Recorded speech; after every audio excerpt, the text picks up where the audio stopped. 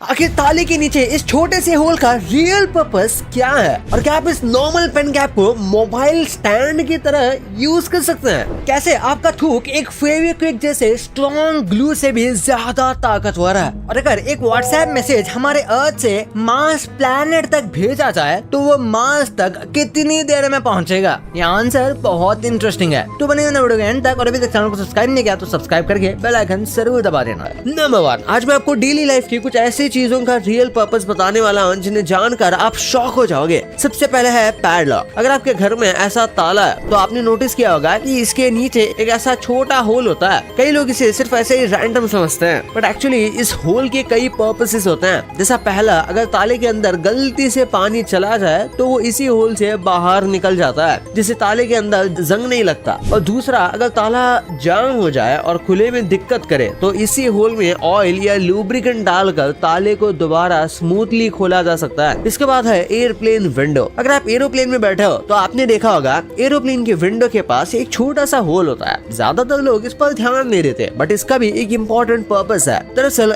Aeroplane की window multiple layer से बनी होती है, और जब एरोप्लेन फ्लाई करता है तो अंदर और बाहर के प्रेशर में काफी डिफरेंस आ जाता है। ये छोटा सा होल इसी प्रेशर को बैलेंस रखता है ताकि विंडो पर ज्यादा स्ट्रेस ना पड़े और वो सेफ रहे। साथ ही ये लेयर्स के बीच जमे हुए मॉइस्चर को भी बाहर निकालने में हेल्प करता है, जिससे विंडो के अंदर जल्दी फॉग नहीं जमता। फिर है जीन्स के मेटल बटन्स। जीन्स की पॉकेट के कॉर्नर्स पर लगे ये छोटे मेटल बटन्स सिर्फ लुक के लिए नहीं, इनका रियल पर्पस जीन्स को फटने से बचाता है। मतलब पहले के टाइम में जो जीन्स आती थी उन पर ऐसे बटन्स नहीं होते थे, इसलिए ज्यादा प्रेशर पड़ने पर जीन्स पॉकेट कॉर्नर से बहुत जल्दी फट जाती थी। इसी प्रॉब्लम को सॉल्व करने के लिए कंपनीज ने पॉकेट के कॉर्नर्स पर ये मेटल बटन्स लगाना शुरू कर दिया, जो दिखने में अच्छा भी लगता है और पॉकेट के कॉर्नर्स को भी स्ट्रॉन्ग बनाता है। अब बात करते हैं विंटर कैप की। विंटर कैप के ऊपर ये लगा पॉम पॉम सिर्फ स्टाइल के लिए नहीं, इसका रियल पर्पस लोगों के सर को चोट लगने से बचाना था। दरअसल फ्रेंच सेलर्स यानी जहाज पर काम करने वाले लोग अपनी कैप्स के ऊपर ऐसे सॉफ्ट पॉम पॉम लगाते थे, क्योंकि शिप्स के अंदर कई जगह सीलिंग बहुत लो होती थी और चलते वक्त उनका सिर उससे टकरा सकता था। ऐसे में ये पॉम पॉम कुशन की तरह काम करते थे, जिससे सर पर चोट कम लगती थी। और बाद में यही डिजाइन नॉर्मल विंटर कैप्स में भी यूज होने लग गया।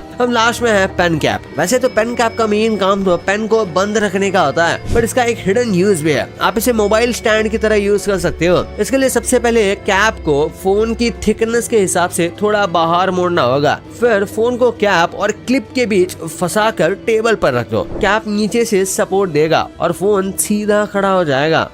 नंबर 2, क्या आपको पता है दुनिया में एक ऐसा जानवर भी है जो सर्दियों में लिटरली मर गया जैसा लगता है, बट फिर भी वो वापस जिंदा हो जाता है? और ये कोई और नहीं, वुड फ्रॉग है, जो ज्यादातर नॉर्थ अमेरिका में पाया जाता है। जैसे ही वहाँ का टेम्परेचर बहुत ज्यादा लो होता है, ये फ्रॉग खुद को फ्रीज कर लेता है। उसी टाइम इसकी ब्रीथिंग से लेकर हार्ट बीट तक सब बंद हो जाता है और बॉडी का बड़ा हिस्सा बर्फ में बदल जाता है। देखने में लगता है कि फ्रॉग मर चुका है, बट एक्चुअली ये जिंदा रहता है, क्योंकि इसकी बॉडी में मौजूद ग्लूकोज इसके ऑर्गन्स को डैमेज होने से बचाता है। और जैसे ही स्प्रिंग सीजन आता है और टेम्परेचर बढ़ने लगता है तो ये फ्रॉग धीरे धीरे पिघल जाता है और ये सांस लेने लग जाता है और बिल्कुल नॉर्मल हो जाता है। ना बताइए, आज हम मूवीज सेकंड्स में स्ट्रीमिंग पर देख लेते हैं, लेकिन एक टाइम पर डीवीडी भी रेवोल्यूशनरी टेक्नोलॉजी थी। ट्विस्टर ये जो मूवी है ये कमर्शियली डीवीडी पर रिलीज होने वाली पहली मेजर हॉलीवुड मूवीज में से एक मानी जाती है। 1996 के इस डिजास्टर फिल्म में टॉर्नेडोज सब कुछ उड़ा रहे थे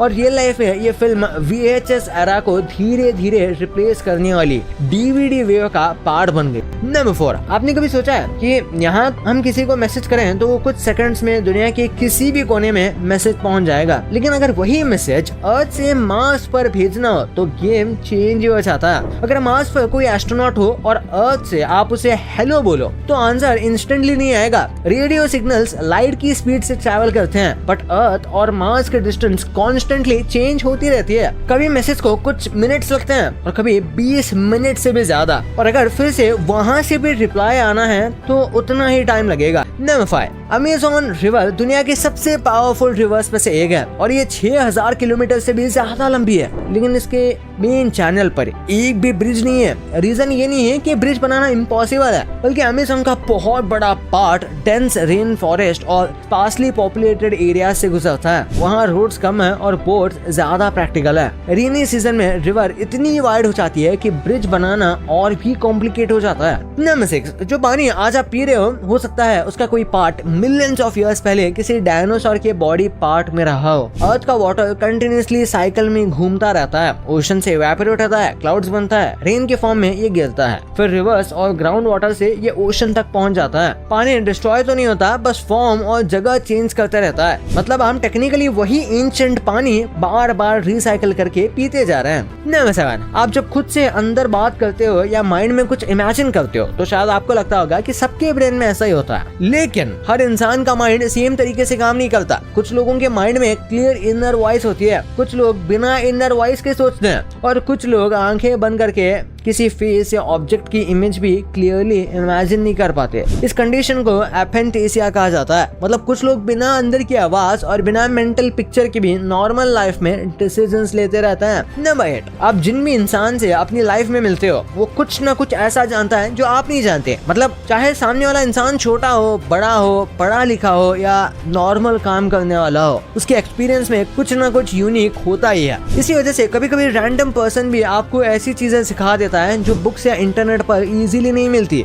इसलिए हर इंसान को इग्नोर करने से पहले एक बार ये सोचना चाहिए कि शायद उसके पास कोई ऐसी बात हो जो आपके काम आ जाए। नंबर 9, फ्लामिंगोस को देखकर ऐसा लगता है कि ये पैदा ही पिंक होते होंगे और इनके कर्व्ड बीक्स पैदा होने के टाइम ही ऐसे कर्व होते होंगे, लेकिन ऐसा नहीं। जब फ्लामिंगोस पैदा होता है तो वो ग्रे या व्हाइट कलर के होते हैं और उनकी बीक भी इनिशियली स्ट्रेट होती है। जैसे जैसे वो ग्रो होते हैं उनकी बीक डाउनवर्ड कर्व होने लगती है, जिससे वो पानी में फूड फिल्टर कर पाते हैं। और पिंक कलर भी बर्थ से नहीं होता, बल्कि उनकी डाइट से धीरे धीरे ये आता है। नंबर 10, रिसर्च में देखा गया है कि हेल्दी और लीन बॉडी वेट मेंटेन करने वाले डॉग्स ओवरवेट डॉग्स के कंपैरिजन में ज्यादा जीते हैं। कुछ ब्रीड्स में ये डिफरेंस 2 साल तक भी गया है। एक्स्ट्रा वेट डॉग के जॉइंट्स, हार्ट्स और बॉडी पर बहुत प्रेशर डालता है। नंबर 11, क्या आपको पता है बारिश के बाद जो गीली मिट्टी की स्मेल आती है ना, वो आखिर आती है कहाँ से? देखो, जब बारिश की बूंदें ड्राई सॉइल पर गिरती है तो वो मिट्टी में मौजूद बैक्टीरिया से बना एक कंपाउंड हवा में रिलीज होता है, जिसका नाम जियोस्मिन होता है। इसी स्मेल को साइंटिफिकली पेट्रिकॉर कहा जाता है। और इंटरेस्टिंग बात यह है कि हमारी नाक इस स्मेल के लिए इतनी सेंसिटिव है कि बहुत छोटी क्वांटिटी में भी हम इसे डिटेक्ट कर लेते हैं। नंबर 12, क्या आपको पता है वॉमिटिंग से पहले आपकी बॉडी आपको साइन देती है। जैसे वॉमिटिंग से पहले कभी कभी माउथ में अचानक से ज्यादा सलाइवा और सार टेस्ट आने लगता है, जिसे वाटर ब्रैश कहते हैं। ये तब होता है जब स्टमक एसिड ऊपर फूड पाइप की तरफ आता है और बॉडी उस एसिड को न्यूट्रलाइज करने के लिए एक्स्ट्रा सलाइवा प्रोड्यूस करती है। इसी वजह से माउथ में वाटर या सार टेस्ट फील होता है और कई बार ये बॉडी का वॉमिटिंग से पहले का एक वार्निंग साइन भी होता है। नंबर 13, काउस हमें दिखने में नॉर्मल लगती है, लेकिन इनके अंदर एक ऐसा फीचर है जो आजकल मॉडर्न कार्स में 360 डिग्री कैमरा से आता है। आपने नोटिस किया होगा कि काउस की आंखें हेड के साइड में होती है और इसी वजह से वो अपने आसपास के काफी वाइड व्यू देख सकती हैं। एक तरीके से उनका विजन ह्यूमन से काफी ज्यादा पैनोरामिक होता है। ये उनके सर्वाइवल के लिए यूजफुल है, क्योंकि ग्रास खाते हुए वो साइड या पीछे से आने वाले प्रेडेटर्स को डिटेक्ट कर सकते हैं। हाँ, बिल्कुल पीछे से एक ब्लाइंड स्पॉट होता है, इसलिए काऊ के पीछे जाओगे तो वो डेंजर सोचकर लात भी मार सकती है। नंबर 14, मॉस्किटो साइज में छोटा होता है, लेकिन डेथ्स के मामले में ये दुनिया के सबसे डेंजरस एनिमल्स में काउंट होता है। ये खुद अपने बाइट से नॉर्मली नहीं मारता, बल्कि मलेरिया, डेंगू, येलो फीवर और चिकनगुनिया जैसे डिसीज स्प्रेड करता है। और इसी वजह से हर साल लाखों लोग मस्क्यूटो बोन डिसीजेस की वजह से मर जाते हैं। मूवीज ने हमें शार्क से डरा दिया, लेकिन रियल डेंजर तो अक्सर रात को कान के पास करके घूम रहा होता है।